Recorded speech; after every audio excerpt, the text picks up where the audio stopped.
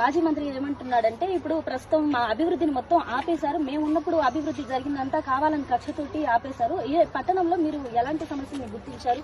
ఒకవేళ తర్వాత మీరు మేయర్ అయినా కూడా ఈ పట్టణాన్ని ఏ విధంగా అభివృద్ధి చేస్తారు? సరే, నేను మేయర్ అయితే నాకు కాదనేది ఆ భగవంతుడు ఇస్తాడు, మా అధిష్టానం చెప్తుంది. మేయర్ నేనని కూడా చెప్పుకోవడం అబద్ధం, తప్పుడు సమాచారం. పెద్దలు ఆశీర్వదించాలి. అలాగే మనకు నిజంగా ఎలిజిబిలిటీ అయి ఉంటే, నేను అర్హునై ఉంటే ఆ భగవంతుడు ఆశీర్వదిస్తే, మా ప్రజలందరూ సహకరిస్తే నేను మేయర్ అవుతా. అది పక్కకి పెడితే నాకు ఇచ్చిన అవకాశాన్ని ఈ రోజు నా మామూనార్ పట్టణానికి, నేను ఈ ఊర్లో పుట్టి ఈ ఊర్లో పెరిగి ఈ ఊర్లో బతికినా కాబట్టి ఈ ఊరికి చేసే అంటే ఒక భాగ్యం నాకు కలిగింది అనే ఉద్దేశంతో అహర్నిశలు 18 గంటలు నేను పనిచేసిన చైర్మన్ అయినాక.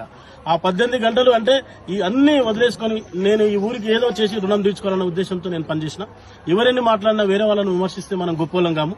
వాళ్ళ పెద్దరికాన్ని వాళ్ళకే వదిలేస్తా. వాళ్ళకి ఒకసారి నేను దండం చేస్తూ నమస్కారం చేస్తూ ఏం చెప్తున్నంటే, అబద్దాలు దాచిపెట్టు అంటే అబద్దం నిజం ఎప్పుడైనా బయట పడుతుంది. వాళ్ళు 10 ఏళ్లలో ఎన్ని ఇక్కడే కనిపిస్తా ఉంది శిలాఫలకం. నేను ఏ శిలాఫలకం కూడా ఎవరైతే నేను నిజంగా కూడా పలగొట్టాలి చేయాలని తప్పుడు పనులు చేస్తారు, పగలగొట్టదు. అది గుర్తింపుగా మనకు అట్లే ఉండాలి. వాళ్ళు వేసిండ్రు, వాళ్ళు పని చేయలేదు. నేను శిలాఫలకాలకు నేను ప్రాధాన్యం ఇవ్వకుండా పని చేసి కళ్ళకు గట్టి కనిపిస్తున్న విధంగా మీరు ఎక్కడైనా వెళ్లి ఒక 100 మైన్తో వాయిస్ తీసుకోండి.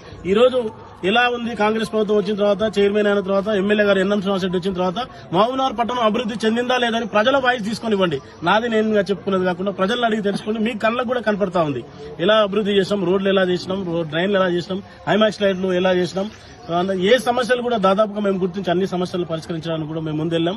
వాళ్ళన్నీ చెప్తూ వచ్చారు, మేము అన్ని చేశాం. చెప్పడం కాదు, చేసి చూపించాలనే ఉద్దేశంతో మేము ఈరోజు పనిచేయడం జరిగింది.